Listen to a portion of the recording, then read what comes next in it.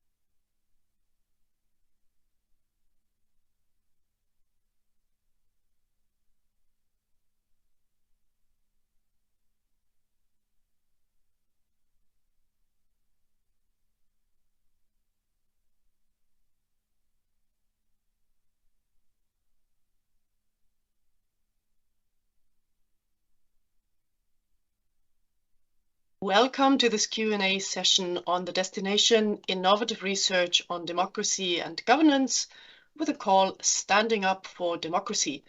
My name is Katja Eppel. I'm the Head of Unit for Democracy and European Values at the Director General for Research and Innovation. We have about 1 hour for the session. My colleagues Paco, Julie, Nora, Jeanne and Alberto have coordinated the design of the topics for this call and will answer your questions. All the topics have been explained in a dedicated webinar, which you can find on the InfoDay webpage, and I hope you watched it before joining the session. And of course, all details are set out in the work program that has been published in December.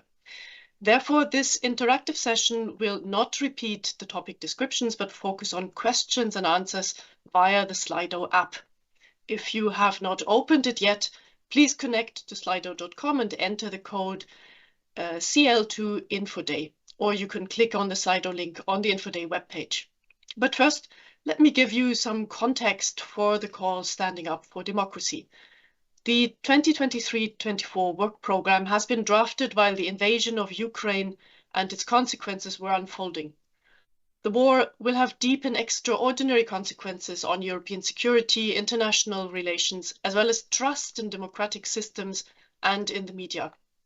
At the same time, and this is related, we are in what reports call a long democratic recession. The Commission has put forward a number of initiatives to reinforce democracy in Europe, from the European Democracy Action Plan to the upcoming Defence of Democracy package, from the Media Freedom Act to more regular citizens' panels advising European policymaking.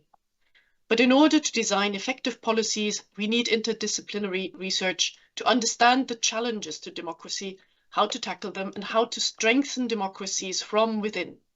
The 8 topics under this call therefore cover issues from foreign interference to corruption, from the climate imperative and emotions in politics to the EU's neighbourhood countries, from renewing the social contract to intersectionality in deliberative settings. All topics are of burning relevance to the current state of affairs in Europe and the world. Before we get started, please note, we will only take questions that relate to the Destination 1 topics for the 23 call. Questions relating to other sessions or destinations should be raised under these. In particular, questions relating to cross-cutting issues like international collaboration or third country participation were treated in the cross-cutting issues session. If you missed it this morning, there will be other info days which give you an opportunity to listen to that. And you can send any additional questions to your NCP or via the Research Inquiry Service. And remember also to have a look into the FAQ section section for the topics, as your question might already have been answered. But I said enough. Now it's your time to ask us questions. Please post your questions in Slido. And I will take the first question now. And the one which reached us and which received already a number of thumbs up is, how do we go about contracting the JRC as participant in our consortium? I think there are two topics which have that issues. Julie, you explained that a little bit in your recorded presentation. Can you please answer? Yes, of course. Thank you very much. Good morning, everyone. Thank you for being with us this morning. So the GRC is allowed to participate in projects where the GRC is actually flagged as a potential participant. So in this 23 call, there are two topics for which this is the case. The first one is 0104, the emotions and politics. The second one is 0107, intersectionality and equality in deliberative and participatory democracy. So how to go about contacting the JRC if you're interested in having them being part of your consortium. Actually, there are links in the topic text. So if you look at the footnotes, there's a link for the topic on emotions and politics to the Values and Identity report that's been published by the GRC under the Enlightenment 2.0 program. So you can click the link and then look for the general email to the person who wrote the report and the Enlightenment 2.0 team.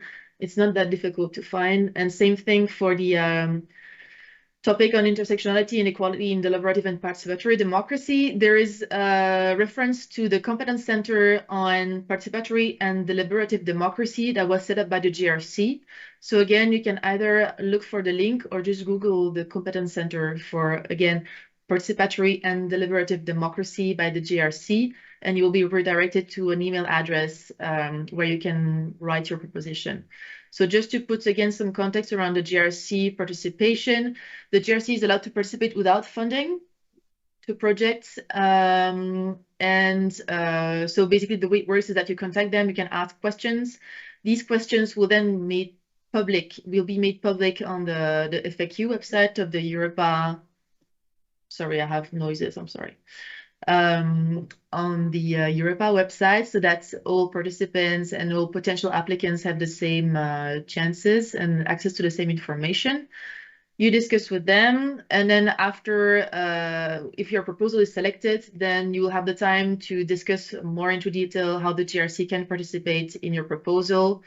And then at that point, you can still decide that it's not going to work out. But if you don't include the GRC from the start in your proposal, then you cannot add them later on, even if your proposal is selected. So I hope that was clear. Thank you. Thank you very much, Julie. And I take the next question as it appears in Slido and which has been upvoted slightly. Can you provide examples of foreign information manipulation and interference, FIMI, especially in the context of the 0101 call that's detecting, analyzing, and countering foreign information manipulation and interference? I think it's either Alberto or Paco who could answer that question. I can answer the question. Thank you, Alberto. Hello, hi Katja. Hello, hi everybody. I hope you can actually hear me well. So about practical examples. The practical examples are, for instance, the propaganda or the fake news which are spread by the pro-Russia disinformation ecosystem, such, for instance, the website Sputnik or the media outlet Russia Today. Examples are that Ukraine is some sort of a proxy or a puppet of the US or of the West, or the claim that that Poland, is preparing to expand in Western Ukraine, which are, of course, fake news.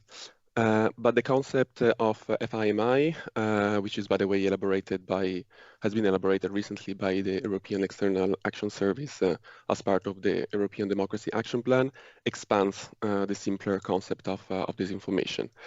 In the sense that such activities are manipulative in character, are conducted in an intentional and coordinated manner, and are often in relation to other hybrid threat activities. And the actors that implement FIMI activities can be state as well as non-state actors, including their proxies inside or outside of their own territories, as before, as I was mentioning, Sputnik or Russia Today. In comparison, instead, this information has a more exclusive focus on the content and does not include the manipulative tactics, techniques, and procedures that are instead of the core of this very first topic on FI/MI. So just to conclude, more practical examples of FI/MI activities can be found in the platform EU versus Disinfo, which is a web page, which is a service which has been built and managed by the European External Service, but can also be found in more recent reports of the Hybrid Center of Excellence, or a joint report by the European External Service and ENISA, the EU Agency for Cybersecurity. These reports have a number of very interesting examples that, and we can also clearly include the links to these reports in the Q&A session of this Info Days. Thank you very much, Alberto. The next question might actually again relate to one of your topics. It's about Democracy 08, political perspectives for Eastern Neighborhood and the Western Balkans. And the question is, at least one entity from one of the named countries must be included, not at least one entity from each country. I think the call text is relatively clear about that.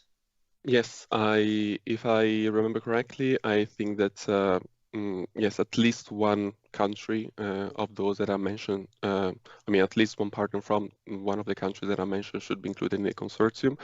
But yeah, I think that I don't know, Julie, do you have any clarification? Yes, I can step in. Thank you, Alberto. So indeed, the context is very clear about that. So you have to include as a beneficiary one legal entity that's based either in Ukraine, Moldova, or Georgia. It can be more than one of these countries, but the minimum is one country. It's also an asset to have a Ukrainian researcher who has a refugee status in one of these institutions or another institution on your project. That's not required, but it's an asset. Thank you very much, Julie and Alberto. That brings me to the next question, which I believe is for Nora. It is on Democracy 0105, the climate imperative and its impact on democratic governance. And the question says, what sort of synergies and complementarities does the Commission envisage? Yeah, thank you, Katja.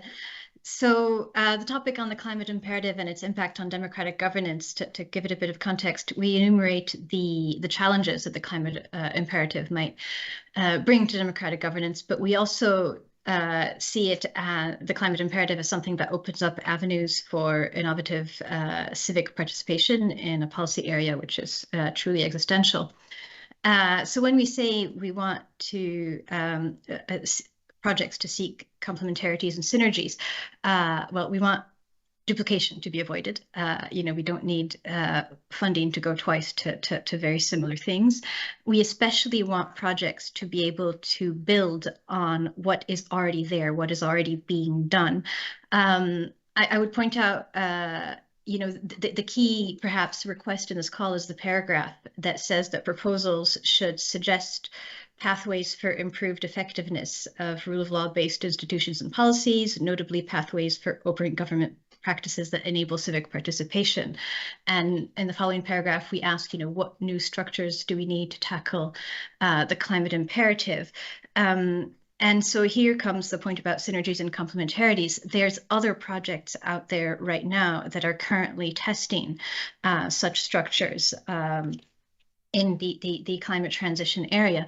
In Horizon funded projects alone, I can enumerate the projects that we're funding under the Green Deal call. We have a project called Phoenix that's holding deliberations on the climate transition at different levels of government. We have another project called Real Deal, which is going to be holding citizens' assemblies on the climate transition. Under Horizon 2020, we have a project called EU Commit, which is testing deliberations in a multi-level governance context that are multilingual, multinational, multimodal. We have EU Arenas, which is examining cities as a center for deliberative spaces, including on the topics of the climate transition.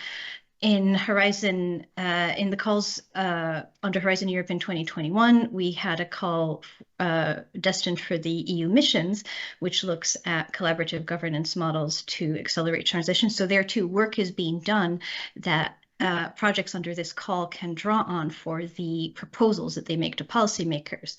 In the calls that we launched in 2022, we have a successful project called JUST, which is about democratizing the just transition.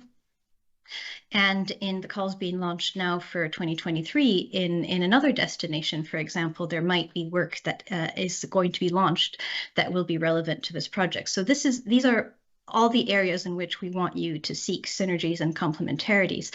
This is a call where we're asking for suggestions to policymakers. We want projects under this call to sort of be the link between perhaps the more practical examination, testing innovative civic participation in structures, and draw from all of that work from the suggestions to policymakers. We do quote near the end the clean energy transition partnerships. This was felt to be particularly important in the current global context by the members of our program committee, because there too projects will be being funded that will examine perhaps some practical aspects, and you can draw from that to make the suggestions to policymakers that we are seeking under this call.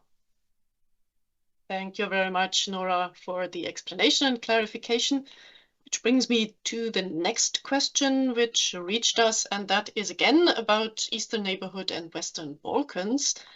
The topic talks about high politics, change from incremental reform to survival.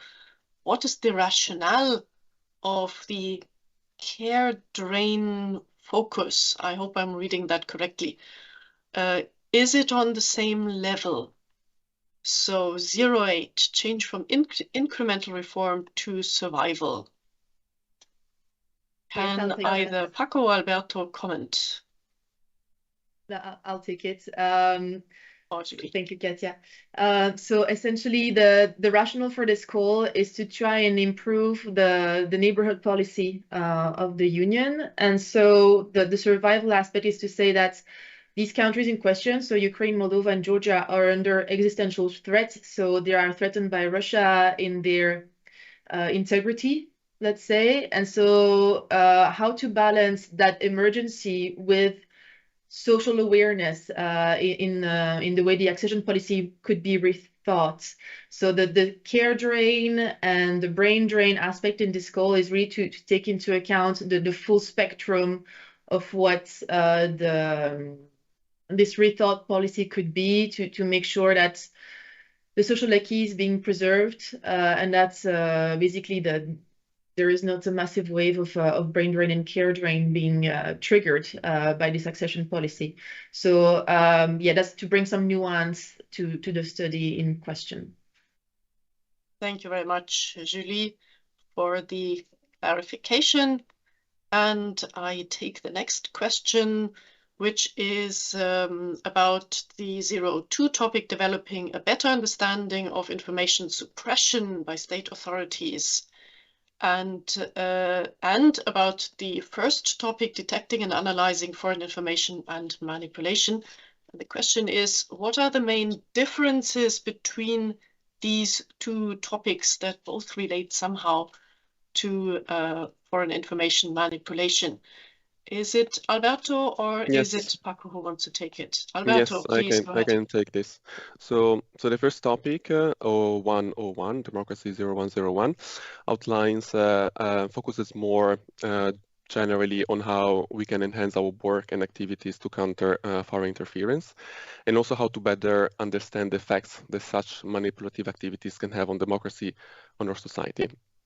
And likewise, it aims to give recommendations on the framework that stakeholders should use to tackle foreign interference more broadly. And that's also why this topic asks proposals to build on the initiatives such as the Disarm Framework or the ongoing H2020 project EU IPNET.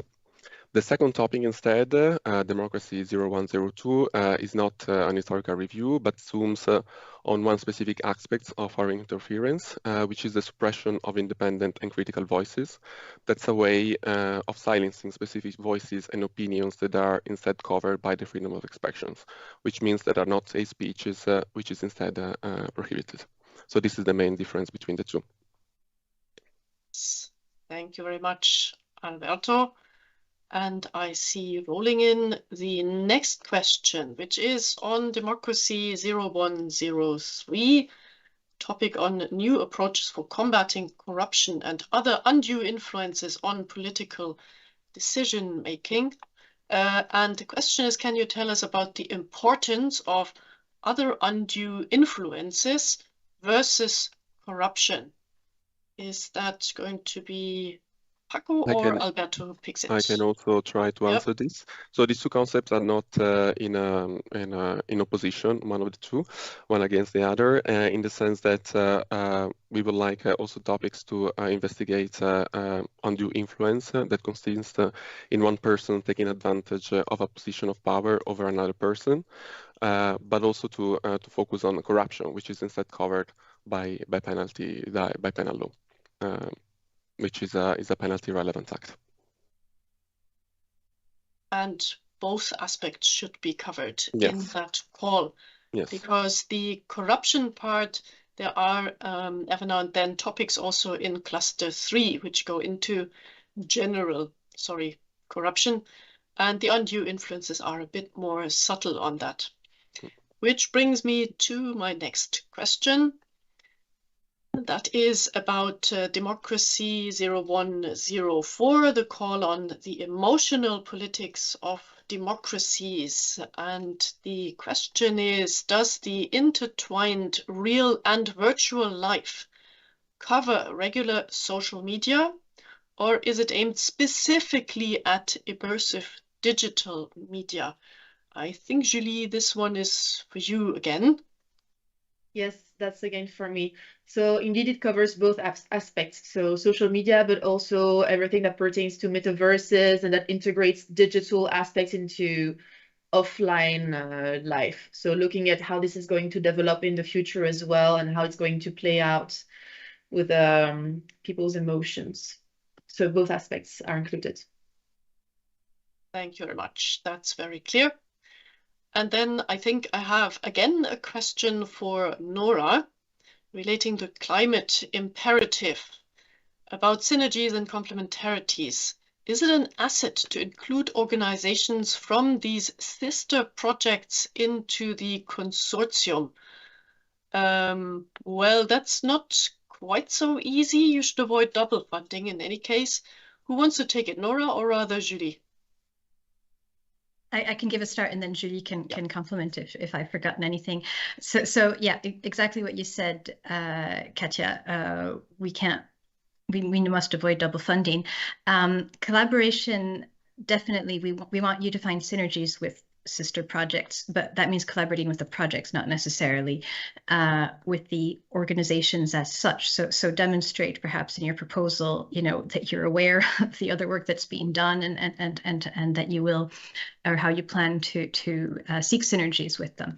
But I would not say it's mandatory at all to get the same organizations on your consortiums. And in fact, you must be wary about avoiding double funding. Julie, have I missed anything crucial? No, you covered it pretty well. Thank you, Nora. So indeed, be aware of what's going on around you, but I would advise against using the same partners as the other projects, because also you don't know who is going to be funded. So I don't know how you could predict this. Thank you very much to both of you, which brings me to the next question, which I hope I understand correctly. Is there a specific definition for evidence-based policies for Horizon Europe?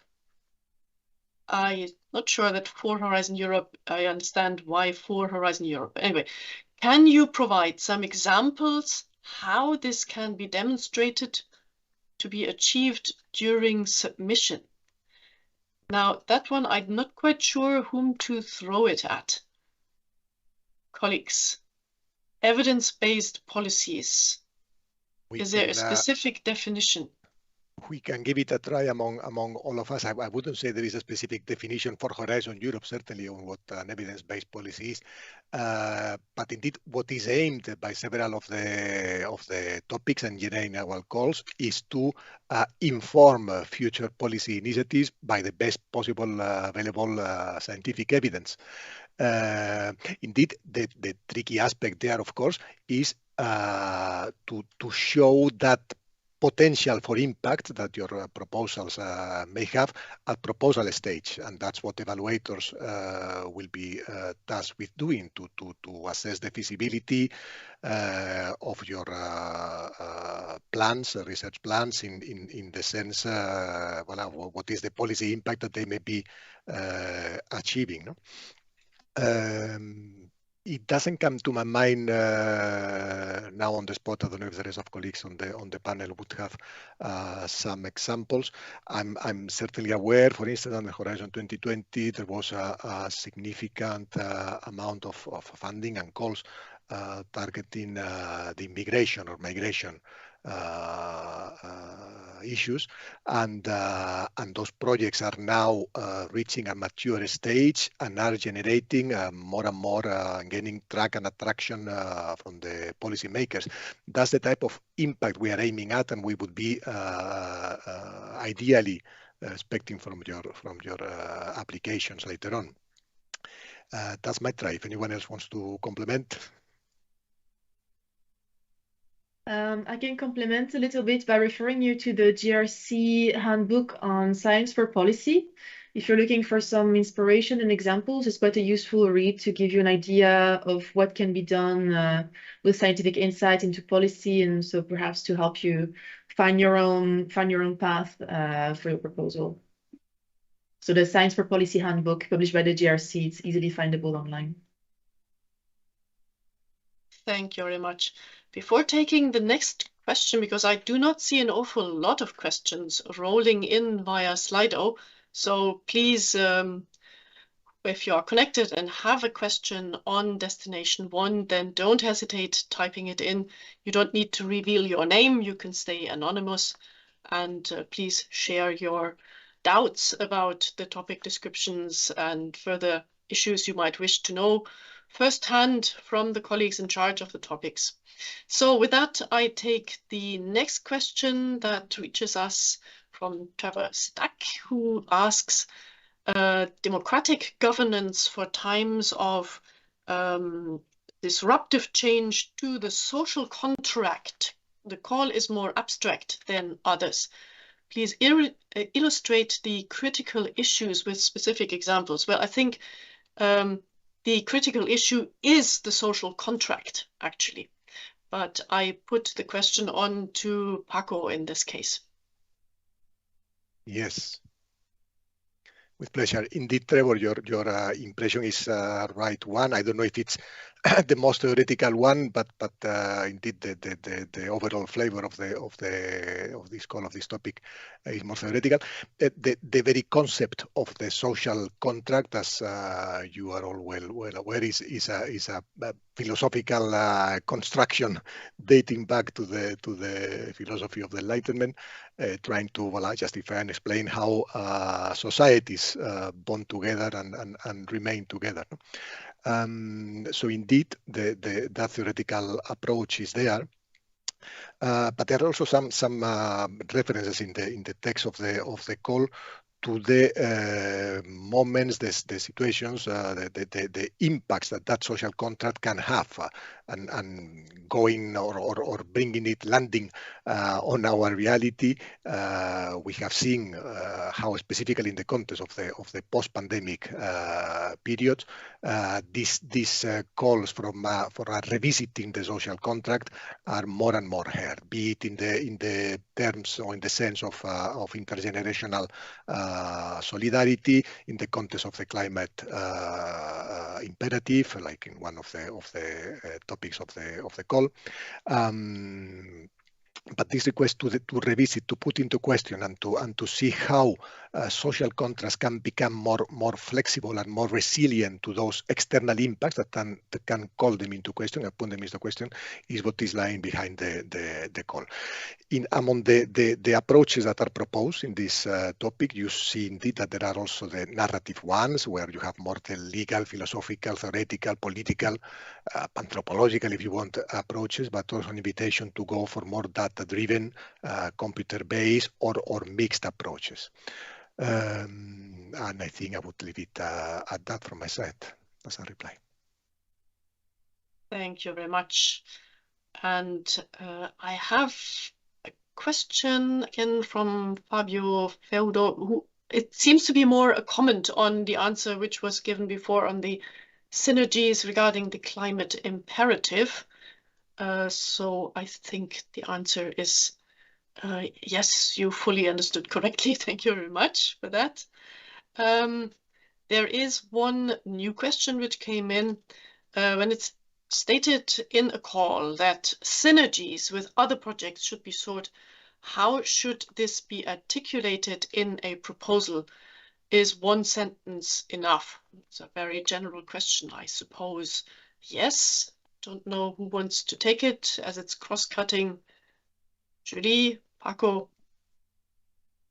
Or both of us. What I could say first is that indeed one sentence may be enough if you are capable of displaying in one sentence and conveying in one sentence that you are aware of other initiatives that are ongoing and how you are planning to interact with them. Maybe one sentence could be too short for that, but indeed you are not asked, also because there is a certain limitation we are aware of in the number of pages that the proposal can take.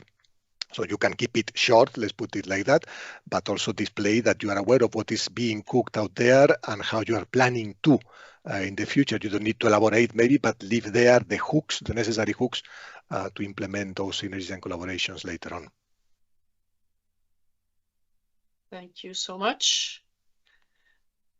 Which brings me then to the next question on a topic which we haven't talked about yet, the 0107, intersectionality and equality in deliberative and participatory democratic spaces. And so that would go to Jeanne. What type of innovative pilots does the Commission envisage? Yes, thank you for the question.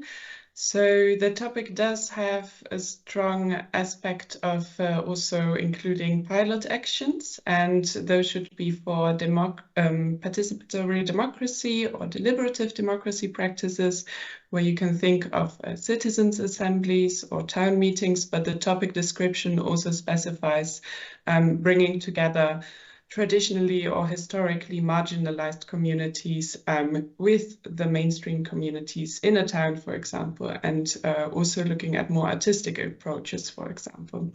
So it's really up to the project, but I think the topic also specifies some examples here.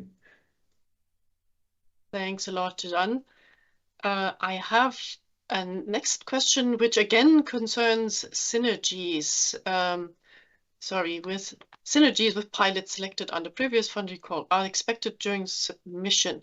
Does it mean to have them in the consortium? I think the question was already asked and answered. Sorry. Be careful to ensure no double funding.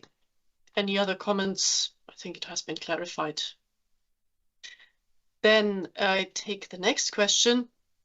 Topics with the eligibility criterion.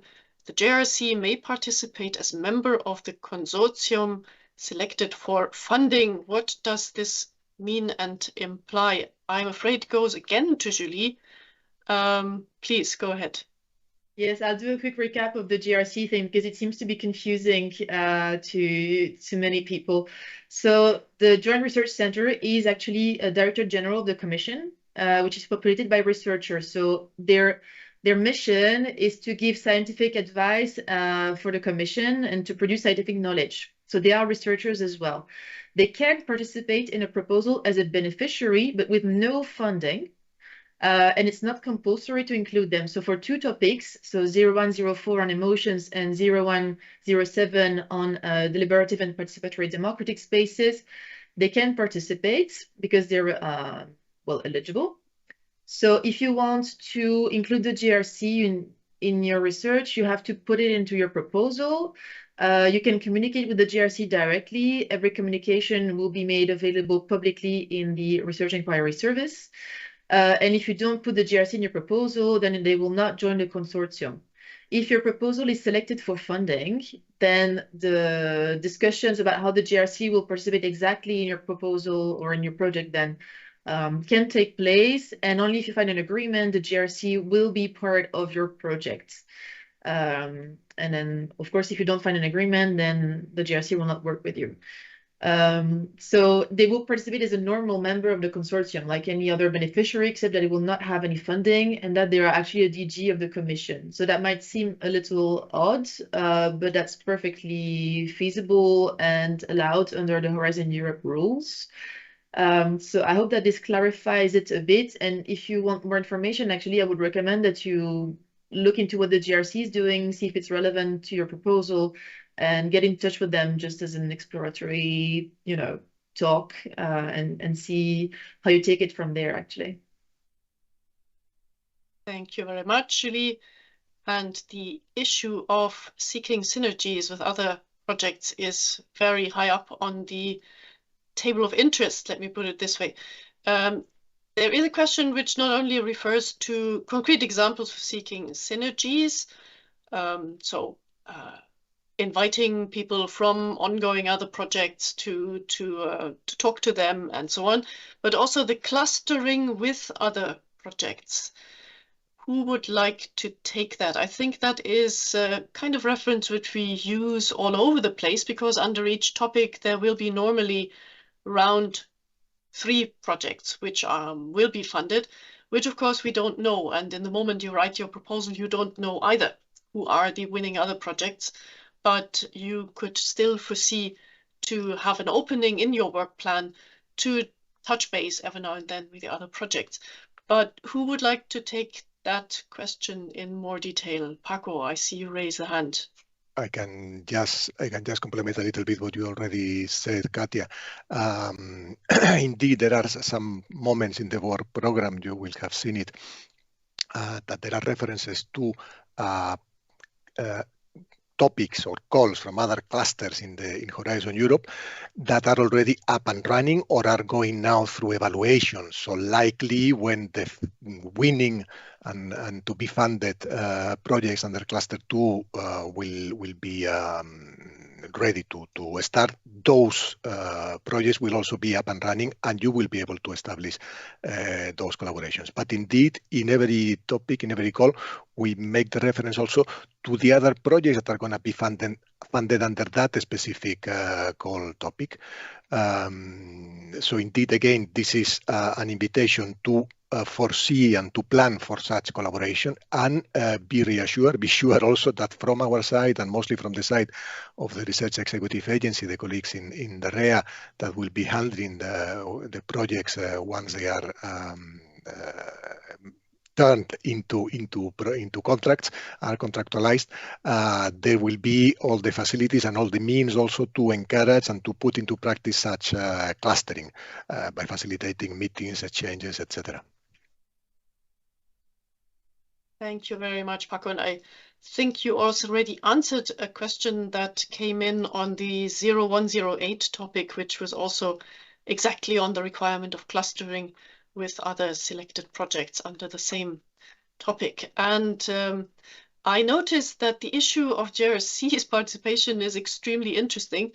There is, by the way, a very explicit, very well done presentation on that also in the recorded presentation of all the different topics done by Julie, which is available online. So please don't forget to watch that. That can clarify also a number of things.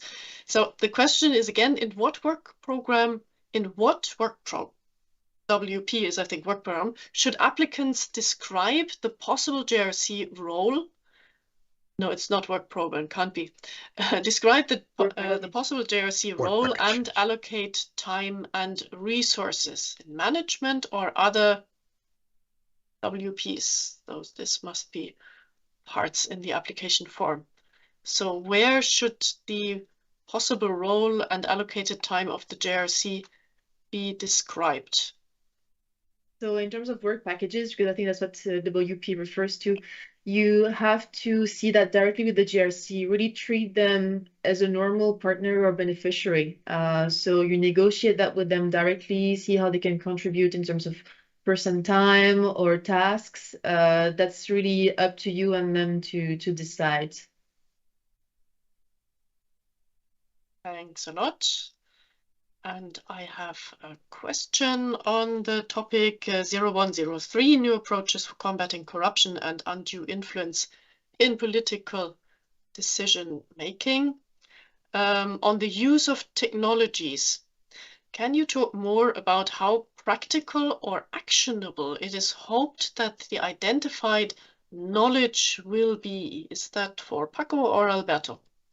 I can step in. We are sort of co-sharing the production of the topics here. In any case, our as a general comment, our topic calls are research and innovation actions. They are not innovation actions. So the closeness to applicability and actionability or marketability, if you want, when we are touching more on the technological side, is very low. That's why we underline in the text the knowledge, advanced knowledge on the use of technologies to prevent and detect corruption and undue political influence. So I would say it's a bit very much up to the proposal and also to the capabilities and actual know-how and expertise of the members of the consortium, how far they want to go. But the underlying point from our side is on the knowledge side. Thanks a lot, Paco. Sorry, the questions are jumping in Slido. The use of technologies in 0103 has been addressed. Thanks for the clarification on the work package. And there is a question which came in from Yanis regarding synergies. Is it viewed favorably in terms of evaluation if you secure letters of support by complementary projects? Not sure that letters of support can actually be placed in the electronic system. Does anybody know? If not, I would refer that question. So, dear colleagues, please take note to the colleagues who are handling the general application questions. It would be great if you take note of that so that we can put that out via the topic questions, the research inquiry system, because I think this is really a horizontal issue. And that brings me to the next question, a follow-up question on the JRC. Julie, once more for you. You negotiate with them directly before the project is funded. Do they have resources to negotiate with each applicant their role in detail? So on that, I'll be quite blunt. The GRC insisted to be part of certain calls, so I guess that they have the resources internally to actually have bilateral discussions with each applicant who is interested. So I'm not from the GRC, so I cannot speak on their behalf, but my assumption is that they are prepared to receive requests. So do not hesitate to reach out to them. I also saw another question on the GRC, which I don't see anymore now, which asked whether it would be detrimental in the evaluation if you don't ask the GRC to participate in the calls where it is eligible for participation. The answer is no. So if you don't include the GRC in 0104 or in 0107, it's not going to be detrimental to you in the evaluations. Thank you very much, Julie. I think next time we will invite a colleague from the JRC to join us to these kind of sessions. That brings me to the next question. Again, on topic 0108, but I think it's really of general interest. How should the proposals address the requirement of clustering with other selected projects under the same topic? So yes, me again. Yes. You will see me a lot. So yes, again, I see that the clustering question is a sticky point for applicants and raises a lot of questions. So I think we will publish something in the FAQ regarding that. It's up to you to address it in your proposal. So clustering doesn't need to be formal. It's really just to say that you are aware that something else is going on in the same area of research as you with a different angle, and identify complementarities, but within the word limit that's allotted to you in the proposal form. So we do not require any formal agreement with another project or any formal letter that they are willing to collaborate with you. It's really to say that you are aware that something complementary is ongoing or is coming up, and how you plan to integrate that or to take that into account when you plan your research, so as not to duplicate findings or scientific endeavors, but rather to talk together, perhaps have meetings together or joint events. I don't know. It's really up to you to see how it can be concretized. But so my advice would be to reach out to these projects to see how you can work together, even just punctually, but we do not require any formal agreement or such. Thank you very much, Julie. That brings me to a next question, which I'm not 100% sure whether this is linked to a specific topic like the intersectionality and equality in deliberation, or more of a general nature. The question is, the project can be implemented in the area of education and democratic thinking in educational institutions. I mean, educational institutions can participate. I don't know whether Jeanne, maybe you want to pick it up, because I'm second guessing that this was about the intersectionality topic. I mean, sure, it can be related to educational area, but I mean, it's not specifically mentioned in the topic, but that also does not exclude projects from looking into this. So I would say they are free to delve into it, but it also seems more like a general question that maybe applies to other topics as well. But yes, education institutions can participate. Thank you very much. And then there is a next question again on 0103 relating to corruption and other undue influences. And the question is, advanced knowledge on the use of technologies. How do you envisage this advancement of knowledge from a technical point of view or other? I suppose the answer would be both, but please, Paco or Alberto. Yeah, I gave it another try. It's sort of similar to the one we replied before. We are not asking, or we are not expecting, how to say, technical development, if that's what the inquirer is having in mind by a technical point of view.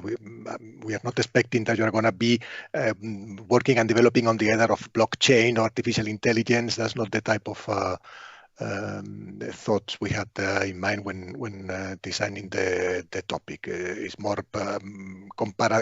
comparison, analyzing the how to say, the beneficial use of new technologies on the fight against corruption without overlooking the potential misuse, as it is also mentioned in the text of the call. It is also true that what we had in mind when drafting the topic, and you see the reference there, is we are expecting proposals that try to reproduce the level of ambition that a project under not the previous framework program Horizon 2020, but the previous one, FP7, dealing with anti-corruption, had in terms of composition of the consortium and duration, and that's why in this call specifically, the budget allocated to the call is a bit higher, and the budget expected per project is also a bit higher. But I'm not that sure that would give you margin to go into technological development yourselves. Thank you very much, Paco. We have another 10 minutes roundabout to go for questions, so please seize the opportunity and post the questions via Slido. And I take thus the so far last question, but I hope more will roll in. Can the EC provide contact lists for the projects that are recommended for Synergies so that they can be contacted? Well, we are totally transparent, but Julie, can you provide more info? Yes, so actually there is such a list, and it's called the search engine Cordis, so CORDIS. It's a publicly available search engine of the Commission where you can find all of the projects that have been funded since the dawn of times, pretty much, and you can filter to see the ongoing projects, and you can filter by keywords. So it will give you a list of the projects that are relevant to your search, with usually links to the website, not directly an email to the coordinator, but to the website, or you can then afterwards just Google them. And most websites have an email where you can refer to if you want to contact the project. So Cordis, CORDIS. I would also say that, I mean, I'm thinking of one topic in particular here, the climate one. There's not specific projects that are recommended for Synergies. We want you to know your topic and demonstrate awareness of what is going on. You know your proposal best, so you know which projects, you know, under the sun are most relevant for you to draw from and build on. So we don't have a checklist of projects that we absolutely want you to find synergies with unless it is specifically mentioned in the call. Thank you very much. Very good point. And of course, the results of the projects are also available in Cordis. So that can be also inspiring to check out what results other researchers and innovators have achieved in similar related areas before. And that brings me to a question which goes to Jeanne, actually, on the topic 0107. What is meant by an intersectional lens? Jeanne, please. Okay, thank you. So with an intersectional lens, there's actually quite some literature on it. I think you can also look at Kimberly Crenshaw's definition of intersectionality. In this topic, it's really about looking at different systems of power and how social identities based on your gender, race, ethnicity, migrant background, or class, or sexual orientation, how they intersect and how they can create different forms of disadvantages or exclusion. So in this topic, it's also really important to look at how these forms intersect and how that contributes to people's participation in democratic processes, and how these intersections can be taken into account to make such participatory processes more inclusive. I hope that clarifies it. Thank you very much. There is a next question, which I'm not 100% sure whether it relates also to the intersectionality topic, where there's a lot about piloting and so on. The question reads, can you provide details on what is expected from a pilot study? For instance, what is expected in terms of formalization size? Should all have similar formats? Pilot study. I wonder which topic this exactly refers to. I think 04 and 07. I can come in on the 07. So the topic does not specify how large the size of such a pilot study should be or how many people should be involved. But I would say that I think also the evaluators, they will look at the most ambitious approach, the one that will make sense also from a financial perspective, and also the one that is really inclusive and contributes to the expected outcomes of the topic. So that is up to you or the project, the proposal designers to specify how far you want to go with such a pilot project. Thanks a lot. Is that, Julie, the same understanding in the topic on emotional politics? Yes, so in 0104, the piloting aspect is to pilot innovative ways to build on the emotional dimension of democracies to foster and promote democratic practices and European values.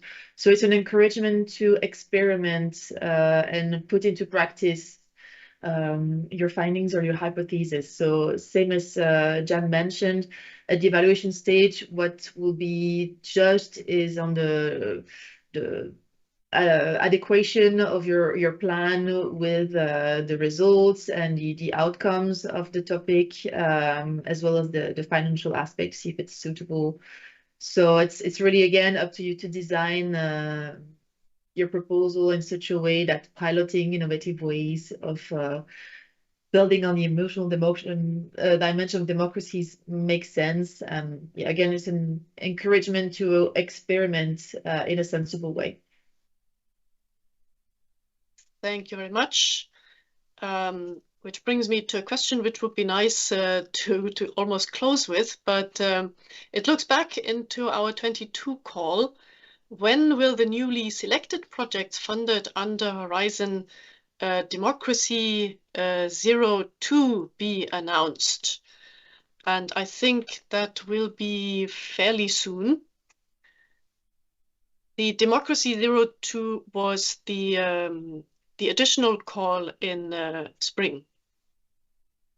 So the selection, I understand the evaluation has been concluded, and now there are activities ongoing with the so far best placed proposal. I'm not exactly sure when the information will be published. Applicants from both, let's say, the winning bid, the winning proposal, and those that didn't make it in the evaluation have been already informed. So all those that were that sent applications to that call know already about the outcome of the evaluation. And indeed, the proposal that was considered by the evaluators as the one meriting the most the funding is currently under grant preparation. So it is when the grant will be finalized, all the details will be made public through this platform that Julie was referring to before, Cordis. And also in the funding and tenders portal, the information is there, and there are given topic when it is finalized and projects are funded. They are also mentioned there. Thank you very much, Paco. I have two last questions, and then I'm afraid we have to wrap up. One goes to Jan again on the 07 topic. What can you specify? What is your definition of marginalized communities, especially considering that the majority do not participate in general? Well, yes, that's the challenge. Yeah. Jan, would you like to comment? Yes, that's the challenge, but it's also the challenge of the project to develop a theoretical understanding of these different power dynamics. It's actually in the expected outcome. So next to the more practical side of these pilot initiatives, you should also, first and foremost, look into who are the marginalized communities. This could be in rural areas or in urban areas. Look at who has access to certain participatory processes, who is invisibilized, who has less opportunities, and there again, this intersectional lens really plays a role. So it's also up to the project to then do the research on it. Thank you very much. And I'm afraid we're coming to the last question on 03 again. What would be the proper role of misinformation in the proposal? Is it 0103? What would be the proper role of misinformation in the proposal? I I'm not quite sure that that goes to the 031, but it might be, of course, relevant for the corruption topic as well. Me neither. It's true that the three first topics, or the two topics on foreign information manipulation and interference, the FIMI, which, as it is explained in the text of the calls, is a concept developed not only by them, but also by them, our colleagues in the European External Action Service, in dialogue with the civil society and other research actors, tries to go beyond the disinformation / misinformation one, which in this has become a sort of catch-all term, and that sometimes loses nuances.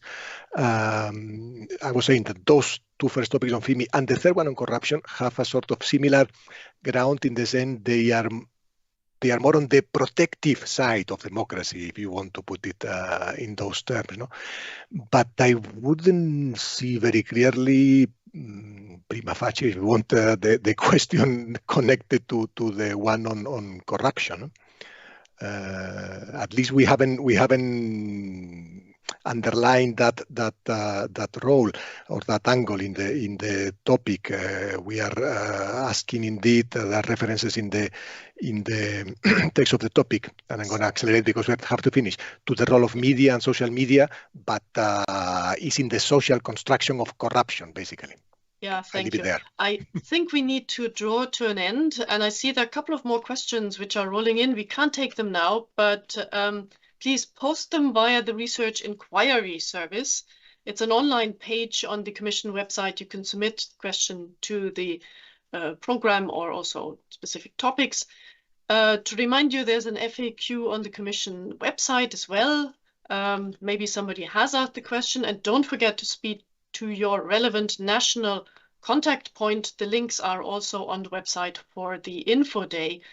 Don't forget, deadline to apply 14th of March, 5 o'clock Brussels time. Upload your proposals as soon as possible before. There will be a short break now in this info day, and please join the next session on Destination Innovative Research on European Cultural Heritage and Culture and Creative Industries at 12 o'clock sharp. Thank you very much.